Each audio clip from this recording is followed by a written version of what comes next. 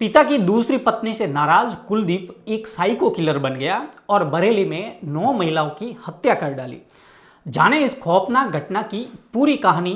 तो नमस्कार साथियों, मैं जितेंद्र माली। आज की जो सच्ची घटना मैं आपको सुनाने जा रहा हूं, वो सच्ची घटना उत्तर प्रदेश के बरेली का एक थाना लगता है शाही थाना के क्षेत्र में पिछले 1 साल से लगातार 9 महिलाओं की हत्या के बाद पूरे इलाके में खौफ का माहौल बन गया।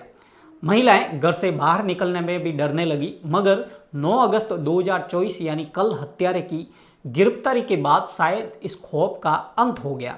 बरेली पुलिस ने ऑपरेशन तलाश के जरिए साइको किलर को पकड़ लिया, जिसने एक के बाद 9 महिलाओं को मौत के घाट उतार दिया था। इस गिरफ्तारी से क्षेत्र में थोड़ी राहत की सांस ली जा रही है, क्योंकि अब महिलाओं में सुरक्षा की भावना लौटने लगी है। पुलिस की इस कार्रवाई को लेकर क्षेत्र में काफ़ी सराहना भी हो रही है। इस खतरनाक हत्यारे के समय रहते पकड़े जाने से कई मासूम महिलाओं की जान बच गई है। बरेली पुलिस को हत्यारे तक पहुंचने में करीबन 12 महीने से अधिक का समय लगा। बरेली के एसएसपी अनुराग आर्या ने इस साइको किलर को गिरफ्तार करने के लिए 22 टीमों का गठन किया और 25 किलोमीटर के एरिया में इस ऑपरेशन को चलाने व इस अभियान के लिए 600 से अधिक कैमरे और लगभग 1500 सीसीटीवी कैमरों की मदद ली गई। 1.5 लाख से अधिक मोबाइल के डाटा का नेटवर्क सर्विलांस पर लगाया गया। तब कहीं जाकर बरेली पुलिस के हाथ आरोपी तक पहुंचे और साइको किलर को गिरफ्तार करने में सफलता हासिल की। बता दें कि शाही एवं शीशगढ़ थाना के क्षेत्र में एक बीते साल में निरंतर एकांत निर्जल स्थान जंगल में अधेड़ उम्र की महिलाओं का गला घोंटकर हत्या की गई। इन घटनाओं के संबंध में थाना शाही और थाना शीशगढ़ पर हत्या के मामले दर्ज किए गए। 3 जुलाई 2024 को थाना शाही के बुजिया जागीर के जंगल में अनीता देवी की गला घोंटकर हत्या की गई। अनीता शेरगढ़ के होसपुर गांव की रहने वाली थी और 26 नवंबर 2023 को थाना शीशगढ़ के जगदीशपुर निवासी उर्मिला उम्र 55 की हत्या जंगल में उन्हीं की साड़ी से पल्लू से घोंट कर की गई।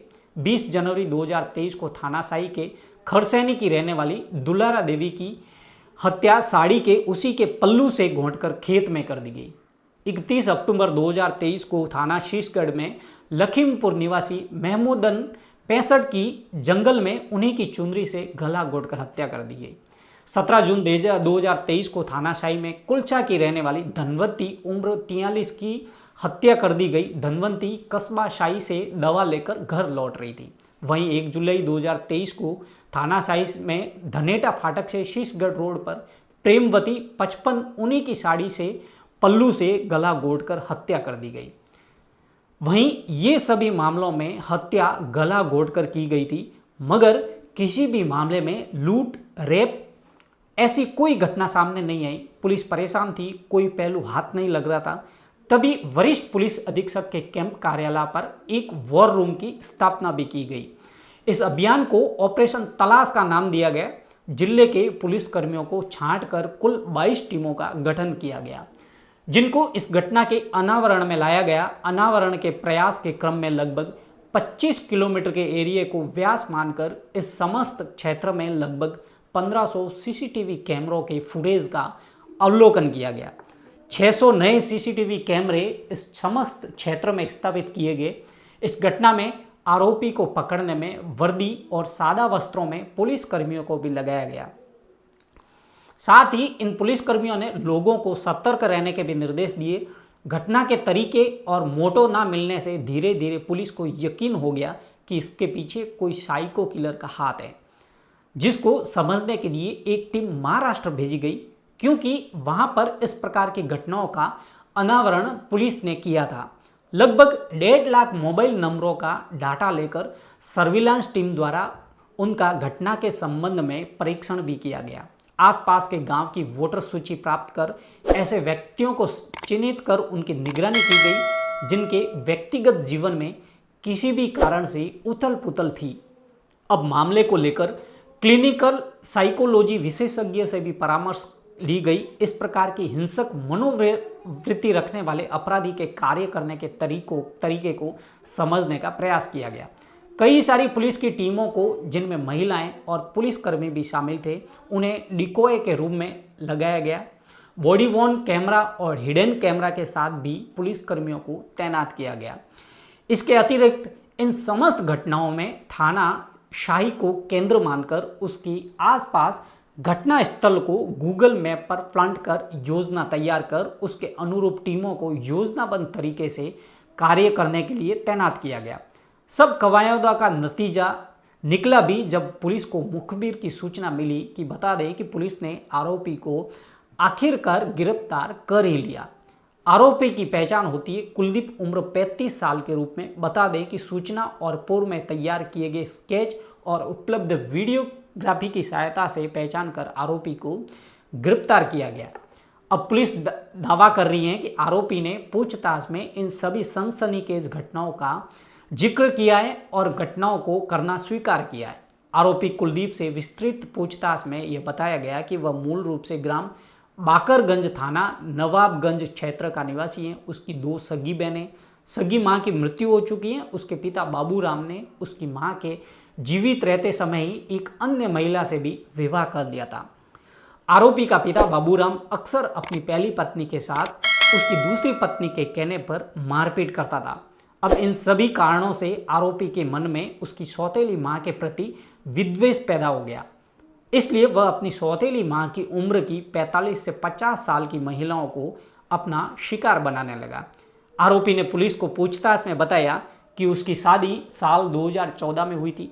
वह अपनी पत्नी के साथ भी सामान्य व्यवहार नहीं करता था। इस कारण विरोध करने पर वह अपनी पत्नी के साथ भी मारपीट करता था। इस हिंसक प्रवृत्ति के कारण परेशान होकर कुछ साल पहले उसकी पत्नी भी उसको छोड़कर चली गई थी। इन्हीं कारणों से कुंठित होकर भांग, सुल्फा, शराब आदि का सेवन करने लगा और अपने घर बाकरगंज से निकलकर आसपास के जंगल में जाकर गांव-गांव भटकने लगा। पुलिस के अनुसार आरोपी द्वारा उपरोक्त समस्त घटनाएं उसके दिमाग में महिलाओं के प्रति विद्यमान कुंठा, विद्वेष और बदले की भावना का परिणाम है। साथ साथ यह भी तथ्य प्रकाश में आया है कि आरोपी कुलदीप को आसपास के समस्त क्षेत्रों के सुनसान निर्जन खेतों के रास्ते, पगडंडियों की पूरी जानकारी थी, जिन पर वह दिन भर पैदल घुमा करता था। केवल निर्जन स्थान पर अकेली महिला को देखकर ही उस पर हमला करता था। हमला करने से पहले वह इस बात को पूरी तरह से सुनिश्चित करता था कि किसी ने उसको महिला के पीछे जाते देखा तो नहीं। अगर महिला का पीछा करते समय रास्ते में कोई भी बच्चा, पुरुष या अन्य महिला उसको मिल जाती थी, तब वह उस दिन घटना नहीं करता था। सभी घटनाएं गन्ने के खेत में किए जाने का कारण उसने पूछताछ में बताया कि यहाँ उसे देख पाना मुश्किल होता था। हत्या करने के बाद गले में गांठ बांधने के बारे में पूछने पर कुलदीप ने बताया कि वह सुनिश्चित करना चाहता था कि महिला मर गई है या नहीं, इसलिए महिला को मारकर वहां से जाते समय और उसके गले में उसी की पहनी हुई साड़ी या दुपट्टे को कसकर गांठ लगा देता था। पुलिस ने बताया कि कुलदीप कभी भी मोबाइल फ़ोन का इस्तेमाल नहीं करता था और न ही आने जाने के लिए किसी वाहन या साधन का प्रयोग करता था। वह पैदल ही घुमा करता था और हत्या के बाद निशानी के तौर पर अपने शिकार का सामान अपने साथ ले जाता था। वही जब कुलदीप को घटना स्थल पर ले जाया गया, तब वह सब कुछ करके दिखाया जैसा महिलाओं के साथ वो करता था। लेकिन 13 महीने तक वह कैसे पुलिस की आंखों में धूल झोंकता रहा, सिर्फ महिलाओं को ही क्यों और कैसे मारा, कैसे साइको किलर बन गया। तो वो कहता है कि मैं संबंध बनाने के लिए महिलाओं से कहता और महिलाएं मुझे गाली देने लगती। मैं उन्हें छूता तो वो धक्का देकर गिरा देती थी। फिर मुझे गुस्सा आ जाता और मैं सोचता कि मेरे साथ ऐसा क्यों किया। इसके बाद मैं उन्हें मार डालता था। ऐसा कहते हुए 35 साल का कुलदीप गंगवार खिलखिलाकर हंसने लगता और अजीब तरह से अपना सिर हिलाते हुए एसएसपी अनुराग आर्य के कंधे पर हाथ रखकर मीडिया वालों की तरह इशारा करता है और कहता है कि वो भैया कुछ पूछ रहे हैं। सब कुछ तो बता दिया, बोल तो दिया कि सभी औरतों को गला दबाकर मारा है। तुम्हें औरतों से दूसरा सवाल पूछा जाता है कि तुम्हें औरतों से इतनी नफरत क्यों है। इसके जवाब में कुलदीप कहता है कि मेरा किसी भी औरत ने साथ नहीं दिया। मेरी 2014 में शादी हुई थी, पत्नी भी साथ नहीं देती थी, कहती थी कि तुम बेकार के आदमी हो। वो भी मुझे छोड़कर चली गई। फिर कभी लौट कर नहीं आई। मेरी 2 सगी बहनें, बचपन में मेरी माँ की मौत हो गई थी। इसके बाद मेरे बाप ने दूसरी शादी कर दी। दूसरी माँ मुझे बहुत मारती थी और कहती थी कि मर जाओ कहीं जाकर। बाप भी मुझे सौतेली माँ के कहने पर पीटने लगता था। मुझे तो सबसे पहले उसे ही मारना था। जब मीडिया वाले उससे और सवाल करने लगते कि काम क्या करता था और पैसे कहाँ से लाता था, इसका जवाब देते हुए कुलदीप ने कहा कि मैं खेतों में मेहनत मजदूरी कर लेता और कभी कभी रिश्तेदारों के घर चला जाता। कभी अपनी दोनों बहनों के घर में। मेरी एक बहन का घर सब्जीपुर खाता गांव और दूसरी का घर आनंदपुर गांव है। महिलाओं का आधार कार्ड और वोटर आईडी क्यों ले जाता था? तो इस संबंध में साइको किलर ने पुलिस को बताया कि मैंने किसी महिला को नहीं लूटा। हाँ, मैंने उनके पास से कुछ न कुछ जरूरी दस्तावेज लिए ताकि याद रहे कि किस महिला को मारा था। एक महिला के पास से आधार कार्ड मिला था, एक के पास हंसिया थी और एक की चूड़ी लेकर आ गया। उनके पैसे नहीं लिए क्योंकि पैसों से पहचान नहीं होती, ये खर्च हो जाते हैं। उसने पुलिस को मृतक अनीता देवी का वोटर आईडी कार्ड, लाल रंग की लिपस्टिक, बिंदी, ब्लाउज के टुकड़े दिए। कुलदीप ने आनंदपुर की मृतक प्रेमवती की हस्या, कुलछा गांव के मृतक धनवंती का आधार कार्ड और लखीमपुर गांव के मृतक महमूदन की हंसिया भी पुलिस को सौंपी है। इसके अलावा पुलिस ने बीड़ी का बंडल, माचिस और 130 रुपये का कैश बरामद किया है। वहीं इससे आगे पूछते हैं कि तुम्हें औरतों से इतनी नफरत क्यों है? इस सवाल के जवाब में कुलदीप कहता है कि मेरा किसी भी औरत ने साथ नहीं दिया, इसलिए गला दबा देता। मुझे कुछ नहीं चाहिए होता था, पैसे तो कभी नहीं चाहिए थे। जब उन्हें मारता तो वो यही कहती थी कि छोड़ दो, पैसे ले लो। मुझे पता नहीं क्यों औरतें मुझसे इतना नफरत करती। बस वो कोई अकेला मिल जाता, मैं उससे संबंध बनाने की बात करता, छू लेता तो वो मुझे गालियां देने लगती। अब तक जिन जिन को मैंने मारा है उन सभी ने मुझसे सही से बात तक नहीं की। गले पर बाईं तरफ गांठ क्यों लगाता था? तो जवाब देता है कि कुलदीप ने बताया कि मैंने कभी भी औरतों का गला कसकर नहीं दबाया, मैं हाथों से ही गला दबाता था। हाँ, मैं बाद में ज़रूरत उसी के कपड़े से गांठ बांध देता था ताकि वो मर जाए। ऐसा इसलिए करता था क्योंकि मुझे लगता था कि वो कहीं फिर से जिंदा ना हो जाए और मैं नहीं चाहता था कि वो जिंदा हो जाए और सबको मेरे बारे में बता दे। नशे के बाद सब कुछ याद आने लगता। कुलदीप ने बताया कि मैं शराब का आदी हो गया था।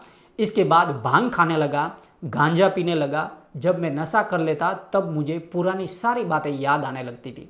इसके बाद जब होश आता तो गुस्सा और बढ़ जाता, इसलिए मैं पैदल ही अनजान रास्तों पर चल देता। अपनी बहनों के घर से एक रोज़ निकल रहा था तो करीब 10 किलोमीटर तक पैदल चला। फिर एक गांव में एक औरत मुझे अकेले मिली जिसको मैंने मार डाला। वहीं कुलदीप बताता है कि एक बार वो वहीं खड़ा रहा लेकिन पुलिस ने मुझे नहीं पकड़ा।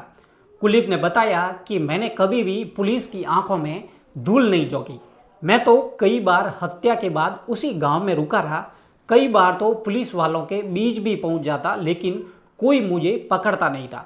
एक बार सुना था कि कोई औरतों को मार रहा है, तब मैं वहीं पर था। पुलिस वाले ही औरतों को समझा रहे थे। मैं गांव की औरतों और बच्चों से अच्छे से बात करता था। मुझे इलाके की हर पगडंडी, सड़क की जानकारी है।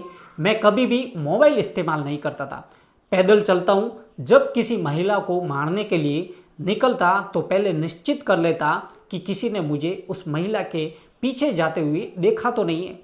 अगर पीछा करते समय रास्ते में कोई भी बच्चा, पुरुष या अन्य महिला मिल जाती तब उस दिन वारदात नहीं करता। जब मौका मिल जाता तो उन्हें गला दबाकर मार देता।